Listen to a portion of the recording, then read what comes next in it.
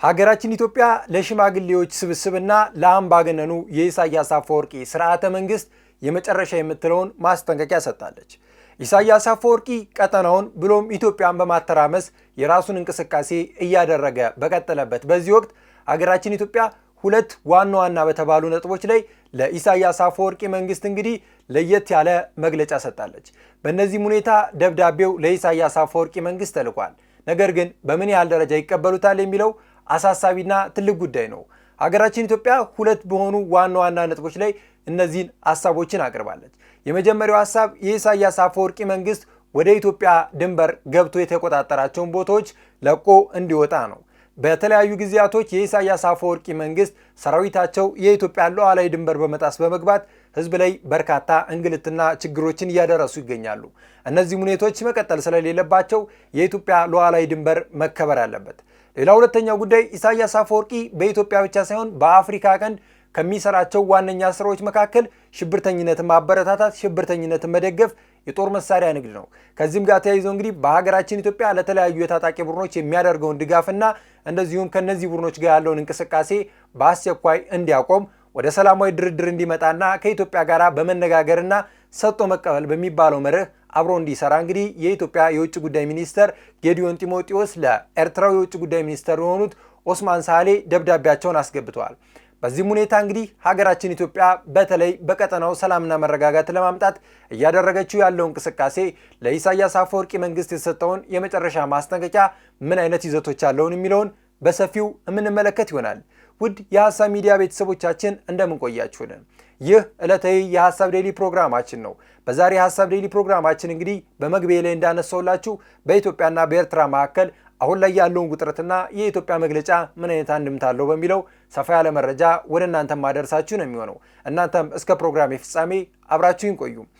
ኢትዮጵያ መንግስት እንግዲህ ለሽማግሌዎች ስብስብ ለሆነው የኢሳያስ አፈወርቂ መንግስት እንግዲህ ደብዳቤ አስገብቷል። የኢትዮጵያ የውጭ ጉዳይ ሚኒስተር ዶክተር ጌዲዮን ጢሞቴዎስ እንግዲህ ለኤርትራው የውጭ ጉዳይ ሚኒስተር ኦስማን ሳህሌ በላኩት ደብዳቤ ላይ ዋና ዋና ነጥቦችንና በተለይ ደግሞ ሁለቱ ሀገራቶች በጋራ ቢሰሩ፣ በጋራ ቢለሙና በትብብር ቢሰራ የተለያዩ ለውጦች መምጣት እንደሚቻሉ ገልጸዋል። በተለይ ዋና ዋና ጉዳይ ተብለው ከተነሱት መካከልም የመጀመሪያው በኤርትራና በኢትዮጵያ መካከል ባለው ድንበር ላይ የኢትዮጵያን ድንበር ጥሶ በመግባት የኤርትራ ሰራዊት እንግዲህ የኢትዮጵያን ሉዓላዊነት ድንበር ጥሷል። ይህም ሁኔታ ለረጅም ጊዜ የቆየና በተለያዩ ጊዜያቶች ሲከናወን የነበረ ጉዳይ ነው። የኢትዮጵያ መንግስት በሁለቱ ሀገራቶች መካከል ለረጅም ጊዜ የመጣውን በተለይ ደግሞ ጸባጫሪ ሁኔታዎችን ወደ ሰላማዊ ስምምነት በማምጣት ሁለቱ ሀገራቶች ወደ ሰላማዊ ሂደት ከመጡ በኋላ የኢሳያስ አፈወርቂ መንግስት ከኢትዮጵያ ጋር ሰላም መሆኑን አድቫንቴጅ በመጠቀም በማን አለብኝነት የኢትዮጵያን ድንበር ጥሶ ገብቶ የተለያዩ ትንኮሳዎችን ሲያደርግ ነበረ። ለምን የኢትዮጵያ መንግስት እነዚህን ዝምታዎች መረጠ ብለን እንመልከት። በተለይ በሁለቱ ሀገራቶች መካከል ለረጅም ዓመት የቆየ ያለመረጋጋትና ግጭት ነበረ። ይህንንም ግጭት ወደ ሰላማዊ ሂደት ከተመጣ በኋላ ሁለቱ ሀገራቶች በጋራ ለመስራት፣ በጋራ ለማደግና በጋራ ለመልማት የተለያዩ ትብብሮችን አድርገው ነበረ። በእነዚህ ትብብሮች መካከል እንግዲህ የሁለቱም ድንበሮች ክፍት የሚሆኑበትና በሰላም ወጥቶ በሰላም የሚገባበት ትልቅ እንቅስቃሴ ነበረ።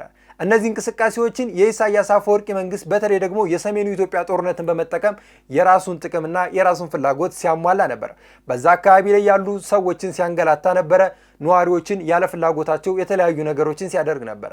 እነዚህ ሁኔታዎች እንግዲህ ዛሬም ድረስ ቀጥለው የኢሳያስ አፈወርቂ መንግስት በኢትዮጵያ ሉዓላዊ ድንበር ላይ ሰራዊቱን አስፍሮ ይገኛል። ለዚህም ነው የኢትዮጵያ መንግስት እነዚህ ሁኔታዎች ተገቢ አይደሉም፣ አሁን ላይ ያለ የሚካሄድበት ሂደት ልክ ስላልሆነ የኢሳያስ አፈወርቂ መንግስት ሰራዊቱን ከሉዓላዊ ድንበሬ ያወጣ የሚለውን ጥያቄ ያቀረቡት። ሁለተኛው ጉዳይ በተለይም ደግሞ በኢትዮጵያ ውስጥ የሚንቀሳቀሱ የታጠቁ ኃይሎችን የኢሳያስ አፈወርቂ መንግስት ይደግፋል። ኢሳያስ በኢትዮጵያ ምድር ብቻ አይደለም በመላው አፍሪካ በሚባል ደረጃ ታጣቂን ማሰልጠን መደገፍና ማበረታታት ልምዱ ነው። ምክንያቱም የሀገሪቷ ኢኮኖሚ በይበልጥ የሚደገፈው በጦር መሳሪያ ንግድ፣ በህገ ወጥ የሰዎች ዝውውርና በስርቆትና በዝርፊያ ነው። ለዚህም ነው የኢሳያስ አፈወርቂ መንግስት በተለያዩ ጊዜያቶች ሽብርተኞችን በመደገፍ የሚታወቀው። የአፍሪካ ቀንድ ውስጥ አለመረጋጋቶች ከተፈጠሩ የኢሳያስ አፈወርቂ መንግስት እጅ አለበት። ኢትዮጵያም እንግዲህ በላከችው ደብዳቤ ላይ የኢሳያስ አፈወርቂ መንግስት በኢትዮጵያ ውስጥ በሚንቀሳቀሱ የታጠቁ ኃይሎችን ይደግፋል፣ ወታደር ያሰለጥናል፣ ያልተገባ ግንኙነቶችን ያደርጋል ተብሏል። እነዚህ ሂደቶች ልክ ናቸው። በተለያዩ ጊዜያቶች ተመለከትን። በተለይ ደግሞ በሰሜኑ ኢትዮጵያ ጦርነት ላይ ከፍተኛ ኪሳራ ያመጣው የሻዕቢያ ጦር ዛሬ ሲዋጋው ከነበረው የህወሓት ኃይል ጋር በጋራ በማበር ኢትዮጵያን ለመውጋት የተለያዩ እንቅስቃሴዎችን ሲያደርጉ እየተመለከትን እንገኛለን። በመስከረም ወር ላይ አካባቢ እንግዲህ የኢትዮጵያ የውጭ ጉዳይ ሚኒስተር ጌዲዮን ጢሞቴዎስ ለተባበሩት መንግስታት ድርጅት በጻፉት ደብዳቤ ላይ የኤርትራ መንግስት ከህወሓት ታጣቂ ኃይሎች ጋር ጽምዶ በሚባል አዲስ እንቅስቃሴ ኢትዮጵያን ለመውጋት እንቅስቃሴ እያደረገ ይገኛል። በዚህም የኤርትራ መንግስት ይቆጠብልኝ ሲል ደብዳቤ አስገብቶ ነበረ። እነዚህ ሂደቶችን ስንመለከት እንግዲህ የኢሳያስ አፈወርቂ መንግስት ከህወሓት ታጣቂ ኃይሎች ጋር በመስራት የጋራ ትብብር እያደረገ ኢትዮጵያ ላይ አዲስ ግጭትና አዲስ ጦርነት ለማምጣት እየተንቀሳቀሰ ይገኛል። እንደምናውቀው የህወሓት አመራሮች ወደ አስመራ ይሄዳሉ፣ የሻዕቢያ አመራሮች ደግሞ ወደ ትግራይ ክልል ይመጣሉ። ጽምዶ የሚባለው እንቅስቃሴ ህወሓትም ሻዕቢያም ለራሳቸው ፍላጎት ለማሟላት የተጠቀሙበት እንቅስቃሴ እንጂ የትግራይ ህዝብ ተጠቅሞ አይደለም፣ የኤርትራንም ህዝብ ተጠቅሞ አይደለም። ሁለቱ አካላቶች የራሳቸውን ጥቅም ለማሟላት ሲሉ በህዝቡ ተከልለው ህዝቡን እየጎዱት ይገኛሉ። ለዚህም ነው እንግዲህ በዛላምበሳና በተለይም በዛ አካባቢ የሚኖሩ ዜጎች ከፍተኛ ቅሬታቸውን የሚያሰሙት። በተለያዩ ጊዜያቶች እነዚህ አካባቢ የሚኖሩ ነዋሪዎች እንደሚሉት ከሆነ የሻዕቢያ ሰራዊት የተለያዩ በደሎችን ያደርሳሉ ብለዋል። ሴቶችን ይደፍራሉ፣ በአካባቢ የሚገኙ ወጣቶችን አፍነው ወስደው ለራሳቸው ወታደራዊ ዓላማ ይጠቀሙባቸዋል። በአካባቢ ያሉ ሀብት ንብረቶችን ይዘርፋሉ፣ እንደ ራሳቸው ንብረት ራሳቸው ያዛሉ። በአካባቢ የሚገኙ የወታደራዊ አመራሮች ወይንም ደግሞ የኢትዮጵያ ወታደሮችን እንኳን ወደ ቦታው እንዳይጠጉ የተለያዩ እንቅስቃሴዎችን ሲያደርጉ እንመለከታለን። ይሄ ማለት በኢትዮጵያ ሉዓላዊ ድንበር ላይ ገብቶ እነዚህ አይነት እንቅስቃሴዎችን ማድረግ የኤርትራ መንግስት ያልተገባ ተግባር ነው። ይሄ ዓለም አቀፍ ሕግን የጣሰ ስራ የኢሳያስ አፈወርቂ መንግስት በኢትዮጵያ መሬት ላይ እያደረገ ይገኛል። በተለያዩ አካባቢ የሚገኙ ታጣቂ ኃይሎችን ወታደር ያሰለጥናል፣ መሳሪያ ይደግፋል፣ እንደዚሁም ደግሞ ወታደራዊ እንቅስቃሴ እንዲያደርጉ ያበረታታል። ለዚህም ነው ጠቅላይ ሚኒስትር ዶክተር አብይ አህመድ እንደ ሀገር ሆናችሁ ቁሙ፣ ሀገር ሁኑ፣ መሳሪያ በመነገድና በመሸቀጥ ሀገር ሊኮን አይችልም ሲሉ በፓርላማ የገለጹት።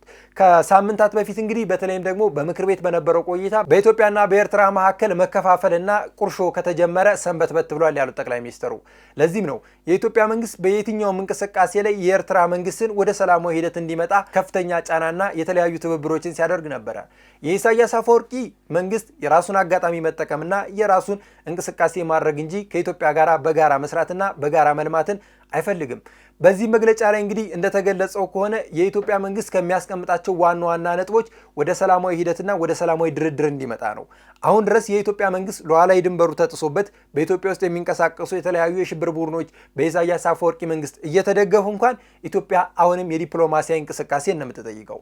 ለዚህም ነው የኢሳያስ አፈወርቂ መንግስት አሁንም ቢሆን በእነዚህ አይነት ሂደቶች ውስጥ መሄድ አይፈልግም። ምክንያቱም ጥቅሙ ይጎልበታል። ኢትዮጵያ እያደገች እየለማች እየበለጸገች መምጣቷን ደግሞ አይፈልግም። ምክንያቱም እሱ ስራ አልሰራም፣ እሱ ኤርትራን አላሳደገም፣ የኤርትራ ህዝብም ተማሮ ከሀገር ተሰዶበታል። ይሄ ማለት የኢሳያስ አፈወርቂ መንግስት የኢትዮጵያ መልማትና ማደግ አይፈልግም። ለዚህም ነው እነዚህ አይነት እንቅስቃሴዎችን የሚያደርገው።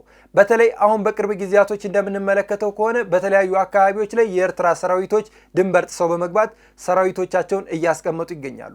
ይህም በግልጽ አዲስ ጦርነት ለማንሳትና የተለያዩ ወታደራዊ እንቅስቃሴዎችን ለማድረግ የሚደረግ እንቅስቃሴ ነው።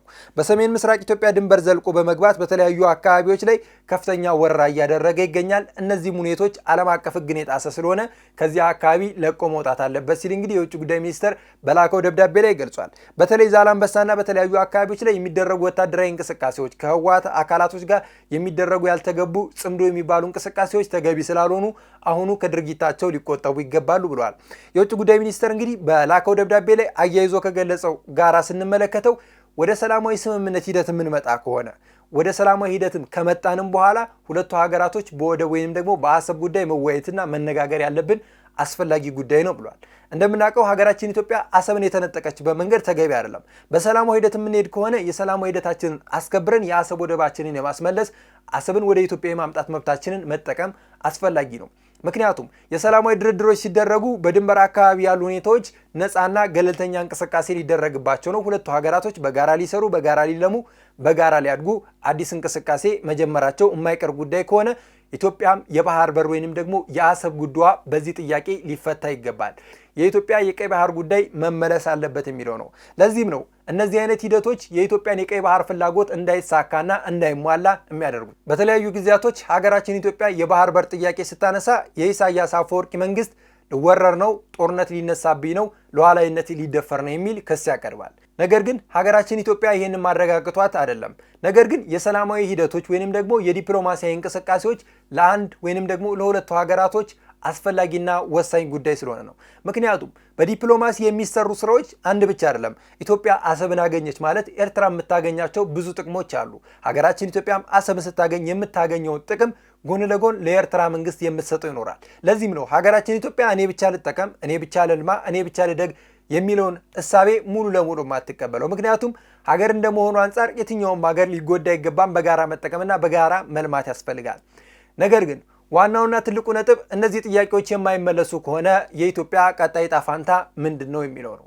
በተለይ ሉዓላዊ ድንበር ተጥሶ የተለያዩ ታጣቂ ኃይሎች እየተደገፉ የኢትዮጵያ ሰላምና አለመረጋጋት ከጊዜ ወደ ጊዜ እየተባባሰና እየናረ የሚመጣ ከሆነ ሀገራችን ኢትዮጵያ ምላሽ የመስጠት ግዴታ ሊኖርባት ይችላል።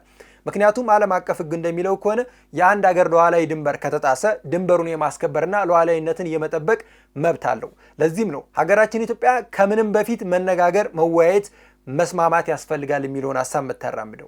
እነዚህ አይነት እንቅስቃሴዎች የማይካሄዱበት ከሆነ ደግሞ ሀገራችን ኢትዮጵያ እርምጃዎችን ለመውሰድ ትገደዳለች። ፈልገን አይደለም ተገደን ወደ ጦርነት ልንገባ የምንችልበት እንቅስቃሴ ሊኖር ይችላል። ምክንያቱም እንደ ኢትዮጵያ ያለች ትልቅ ሀያል ሀገር ሉዓላዊነቷ ተደፍሮ ሊኖር አይገባም። ለአንድ ሀገር ሉዓላዊነት አስፈላጊና ወሳኝ ነገር ነው። በተለያዩ ጊዜያቶች በዚህ ድንበር አካባቢ የሚደረጉ ትንኮሳዎች ቀላል ትንኮሳዎች አይደሉም። ነገር ግን ሀገራችን ኢትዮጵያ የሰላም ስምምነት አስፈላጊ ነው፣ ትንኮሳዎቹን ባላየ የምታልፈባቸው መንገዶች ተገቢ ስለሆነ ነው። ነገር ግን እዚህ አካባቢ ላይ የሚደረጉ እንቅስቃሴዎች በዚህ መቀጠል የለባቸው። ምክንያቱም ሀገር እንደ ሀገር መጽናት አለባት።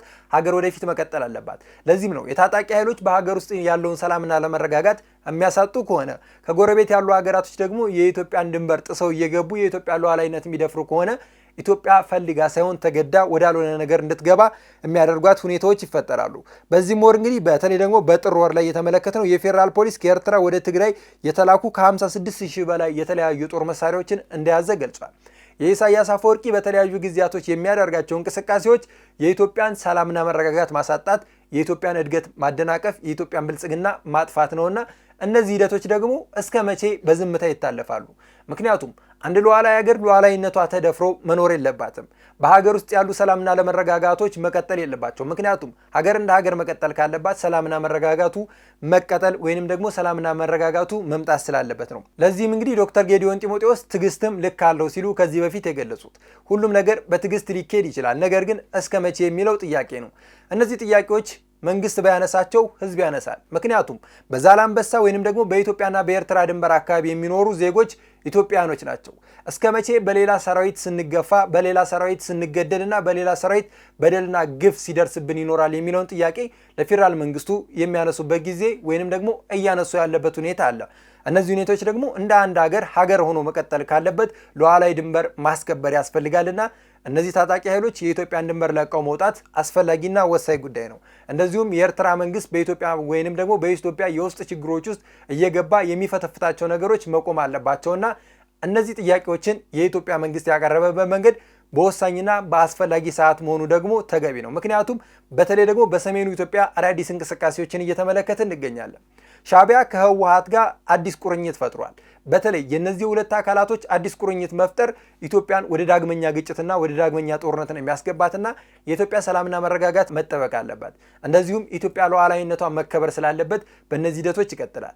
ወሳኝና አስፈላጊ ነገር ደግሞ የኢትዮጵያ የቀይ ባህርና የአሰብ ጉዳይ መመለስ ስላለበት ኢትዮጵያ በድርድር መንገድ እየሄደች ትገኛለች። ወደፊትም እነዚህን ሂደቶች ትቀጥላለች። ነገር ግን እነዚህ ሁኔታዎች እስከ መቼም የሚቀጥሉበት ሁኔታ ላንመለከት እንችላለን። ምክንያቱም እነዚህ ጥያቄዎች የህዝብ ጥያቄ ናቸውና ህዝብ በራሱ ጊዜ ጥያቄው ይመለስልኝ የሚል አመጽ ሊያስነሳ ስለሚችል መንግስትም ለነዚህ ጥያቄዎች እንግዲህ አስፈላጊው ምላሽ እንዲሰጥ የተለያዩ እንቅስቃሴዎችን እያደረገ ይገኛል። ውድ ተመልካቾቻችን ከዚህ ደብዳቤ ጋር አያይዘን እንግዲህ በርካታ ሰፋ ያሉ ሀሳቦችን ወደ እናንተ ሳደርስ ቆየው።